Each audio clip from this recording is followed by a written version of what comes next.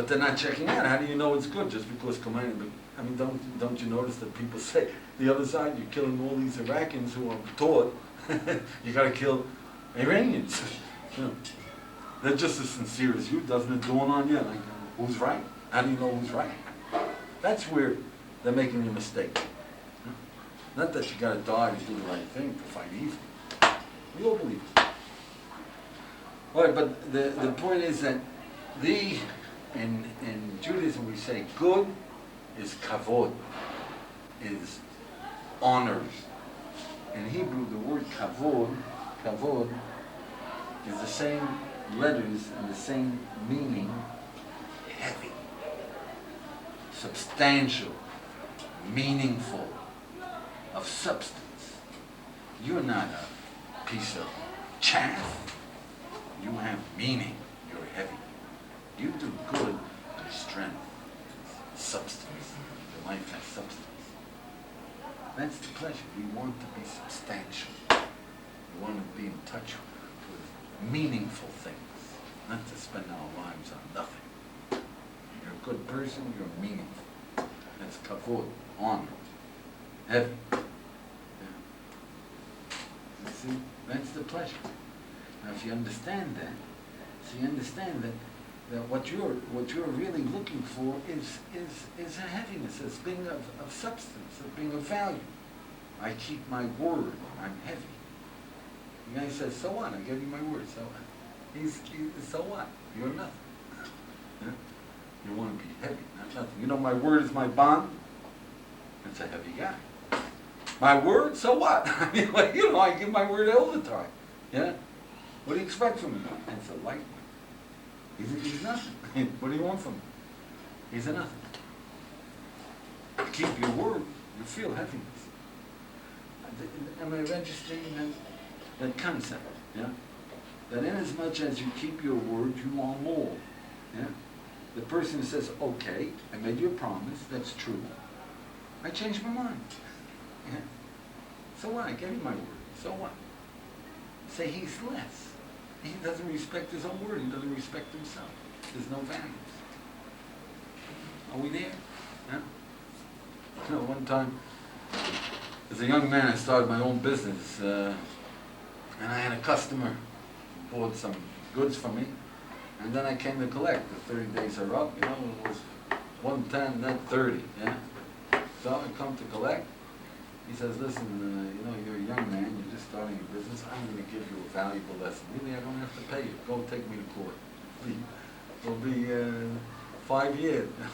And you know how much you're going to spend to recover was $5,000, which was a lot of money for me. When you start your own business, it was a lot of money. He says, I'm going to do you a favor because I like you. I'll pay you 50 cents on the dollar. Take it now. Well, I made $1,000 on the deal too, so I lost 1,500. 1,500, and I said, thank God. Yeah? Now he thought he's very smart. He's a good man, you know. He showed me something. Yeah, you got to be smart. You got to be rough. Yeah, you're in business. Yeah? So how do you overcome it with your other customers? That's right. Yeah, I don't sell him anymore. Yeah. Of course. Well, you take your loss, what can you do? I'm going to take him to court, and I'm going to fight, and it's ridiculous. Yeah. But he's more miserable. I mean, I was miserable. Yeah, all right. He's more miserable. He is not a human being. Do you understand? His word, his bond, he stole. He's not. He can't have self-respect. He gives himself as patina. He says, look what a nice guy I am. Yeah, I'm only taking 50%. What a good man am I. Yeah? I only stole 50% when I could have stolen the whole thing. Yeah? What a good man you are. Yeah? Am I making sense that this is the most substantial is keep your word, enjoy keeping your word even if it costs you, but then you feel that you are substance, you have value. Your word is of consequence. Yeah? My word is my bond. Of course I will do it. No regrets. a man of heaviness. All right, number 14, number 14, or is it 13? I'm sorry, I'm skipping a little bit because we're out. Number 14 is, look, it'll help you an awful lot to realize that as long as you're alive, you're going to be reaching and working and making effort for that self-respect, to be a good man. Yeah. We're all stuck in it. You can't get out. You get a college degree because without a college degree, what are you? Yeah? You're ashamed. Yeah? Society says. You know what American society says? What's a good man? You know American society? Huh? Western society. Where are you from? France. France. Oh, I don't know France. Western enough. In America, it's success or bust. Yeah? If you're not successful, you need a psychiatrist. There's something wrong with you. Yeah? You can have 3 PhDs. There's cases where people had 3 PhDs. They were in the aerospace program, and they cut back on the moonshots. Yeah, and he was fired. I mean, he was let go, not fired. Cutbacks. Yeah. So he tried to get another job. 3 PhDs. He's overqualified. Yeah. Couldn't get another job. Wound up driving a cab. He got workman's compensation to see a psychiatrist. Because what's a guy with 3 PhDs doing driving a cab? Yeah? Something wrong with him. He's a failure. You're no good. You're no good. Yeah? So we're driven, if you're an American, you're driven. A Westerner, you're driven to either be successful or there's something radically wrong with you. You're no good.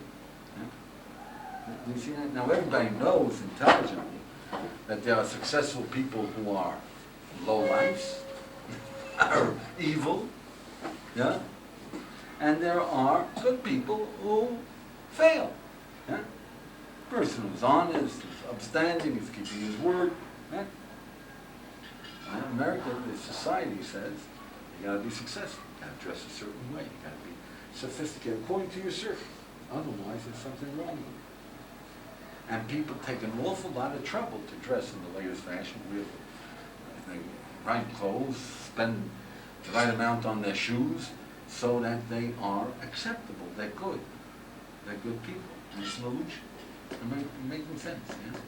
There's no way out. You have to either decide for yourself what is good and get out there and make it so that you can live with yourself and you have self-respect, self-value, self-worth, or you're going to be running to fulfill society's concept of what makes you a good man.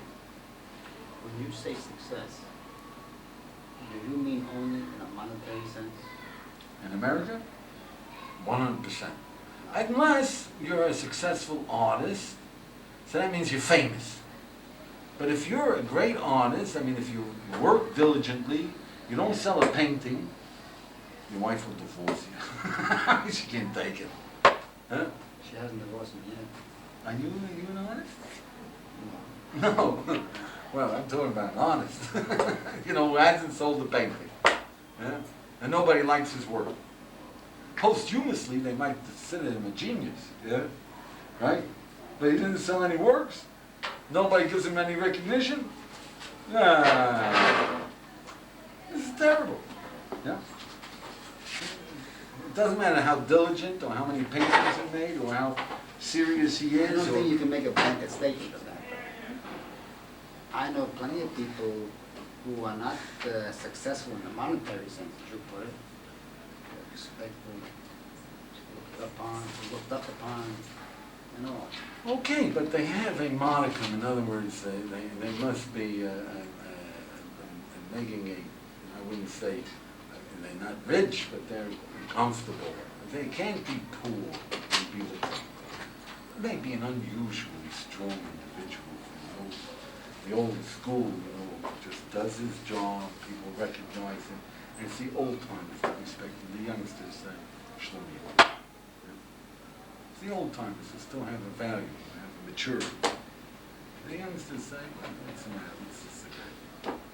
Really get it. But the point is that that doesn't give you substance. You're just running, like, that's like salt water. Yeah.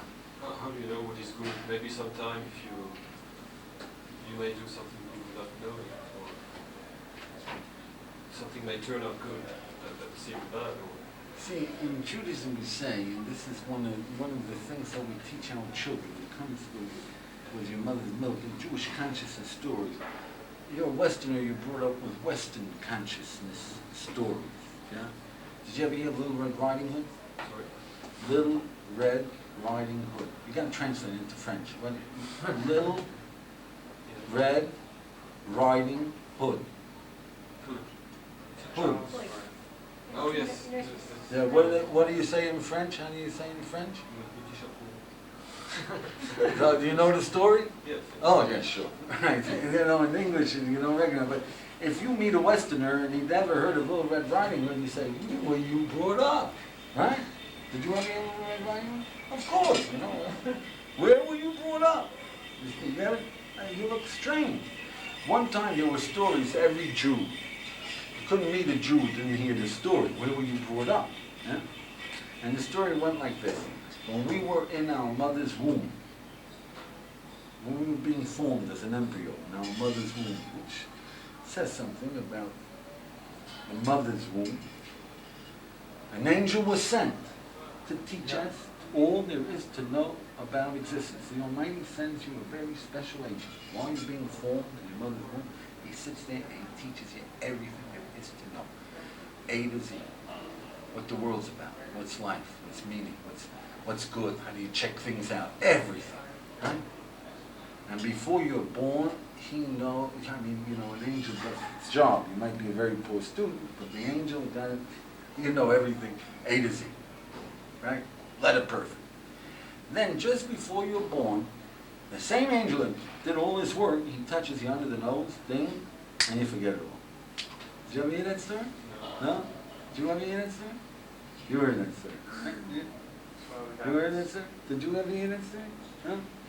So you gotta appreciate these stories carry a lot. A 3-year-old hears the story of Little Red Riding Hood. Very vivid, yeah? That makes an impression. Imagine you just finished teaching your child about Little Red Riding Hood, you tell her the story, yeah? There's a knock on the door. You say, "Come in." In walks your grandmother. Her grandmother, the child's grandmother. You're 3 years old, you just heard the story, knock on the door, your grandmother's there. What are you going to say? "Mom, check out her teeth." Is that right? Isn't that right? I mean, you just heard the story, the wolf and your grandmother, His grandmother, "Mom, check out her teeth." Who knows? The wolf, yeah? All right, now imagine, you just heard the story about the angel teaching you all there is to know about existence, yeah? There's a knock on the door. In walks a guy straight from Borneo with human skulls around his neck, a human bone stuck through his nose, a spear in his hand, yeah? And you spy underneath the bone the same indentation. Now what do you say to your mom? "Come on, the Almighty sent him. He learned the same thing that I learned." So what does that mean? In Judaism we say every human being knows everything. We're programmed with wisdom. What you gotta do is get in touch. Otherwise, how do you know whether somebody's telling you the truth or not? What's the use of discussions? Yeah? How do you know except that you check it out? To what? How do you check it out? To something that you know. Kind of interesting. Everybody knows what's good. Of course you know what's good. You want to be good? You must know what you want. But you have to lift it from your knowledge into your consciousness. Like remembering. Yeah? It's very much like remembering. That's the point. That you got to remember what the angel taught you. You got to work it up. So in the Jewish candidates, we say, why this indentation under the nose? Did you ever hear these stories about that? No? You never heard? But you did, yeah? You know why under the nose? No? You never heard that one? Don't go to China or Tibet or India. It's right under your nose. Don't go looking for wisdom. It's not overseas. It's right under your nose. Right here. Yeah? There's another lesson they say. Why this like indentation? Because you're supposed to put your finger over here. Because if you really want to know what you know, stop talking and start thinking. You see, when you talk, you don't think. Quiet. Okay, now, what do you know? You think, you get in touch. At any rate, the point is that you have wisdom, you've got to get in touch with it. We can show you how do you know, you've got to learn that. That's the very first thing out. The very first thing you got to get if you want to have any peace in this existence is how do I know when I'm right?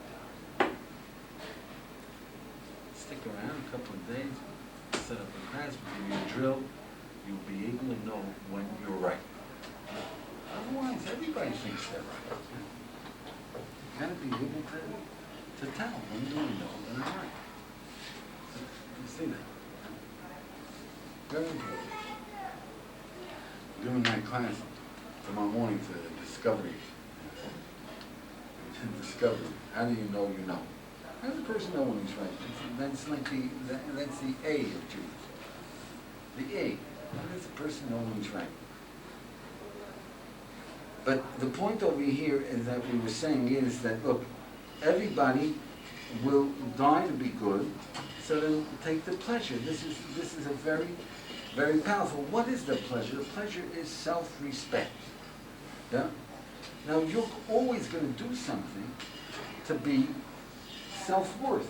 You see, we need self-respect or we die of mortification.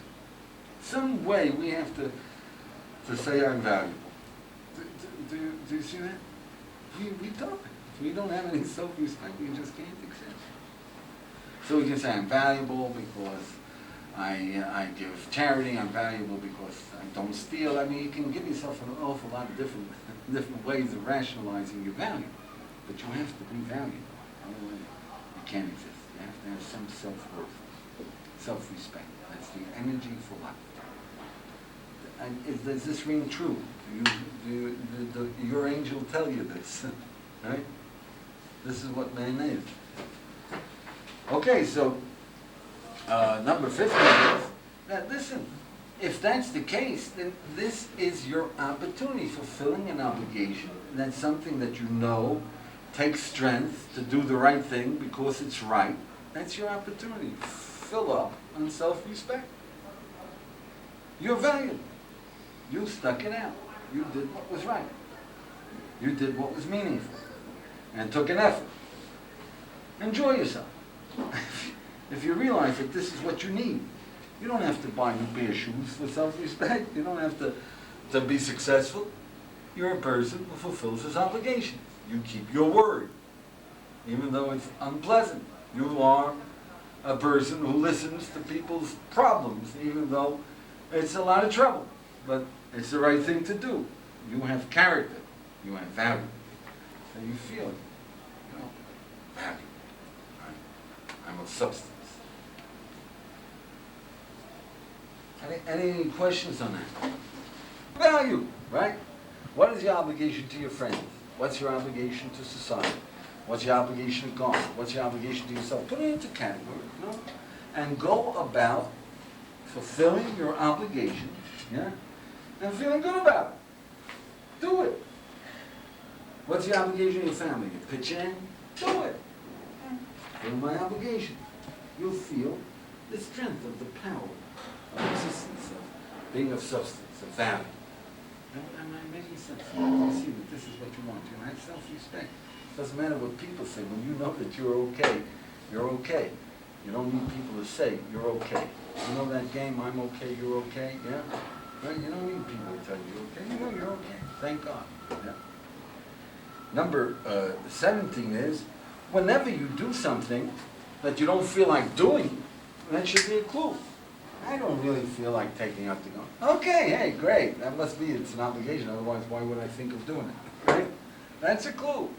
When somebody gives you a feeling, hey, you should be doing this. You know, I don't feel like hearing that. Hey, that's a clue. It's an obligation to know your obligations. Thank you very much. Well, what do you think I should do? Doesn't matter. You can argue with him afterwards, right? But don't shun, don't resent somebody telling you got obligations. Am I making sense? Look at it as opportunities. This is your opportunity. All right, and one more, because we're out of time, but one more thing that we'd say is for living, never resent your wife, your husband, your children, your brother or your sisters. Never resent them because they are putting obligations on you by their existence. See, people can resent their wives or their husbands because they're sick, which makes an obligation on you. Not the old time. Yeah? But these youngsters, I just married you, how did you get sick? I want my money back. Yeah? Doesn't it make sense? Because it's an obligation. Now I gotta take care of it. Never resent the ones you love. There must be obligations if you love them. Yeah? Don't let that become a resentment that you have obligations. You can't go skiing, you can't go bowling with your friends, you feel, what I get into, I got obligations. No, don't resent it. On the contrary, value them. Enjoy your obligation. If you don't enjoy it, at least realize that this is something you have to conquer. Don't, God forbid, allow these obligations to interfere. The obligations is your pleasure. Right? You gave your word, don't resent someone who's calling your word. Right? That's your opportunity. Keep your word. You gave your word. You love someone, that's your opportunity. Fulfill your obligations to them. Just one more, and that is, whenever we hear wisdom here, we talked about enjoy fulfilling your obligations. That's a piece of wisdom. That's how to live. Right? So whenever we hear wisdom and we think it's true in every aspect, let's say that if you're willing to die for something, you should live for it. Now, that makes sense, right? In a sense, we realize this is an obligation. Because we have an obligation to do what's beneficial to ourselves, an obligation to ourselves. You have an obligation to brush your teeth, you have an obligation to yourself. To eat well, you have an obligation. To study, you have an obligation. It's the right thing to do. It is the right thing to do. So whenever you hear a piece of wisdom, you feel, once you think it's true, that it's another obligation. Who the heck needs another obligation? Yeah? It's true, it's an opportunity for power, you can accomplish, yeah? You gotta appreciate it. It's another opportunity for pleasure. If you learn to enjoy obligations, you'll seek them. You see them, you'll be happy. You'll accomplish them. If you look at obligations as toil and trouble, you might do them anyway. You won't do them well. You will never do them well. And most probably, you'll avoid a heck of a lot of it, which means that you're losing an awful lot. Life is full of obligations. There's no way of really attaining your life maximum without your meeting and enjoying meeting those obligations. Does that make sense? Okay.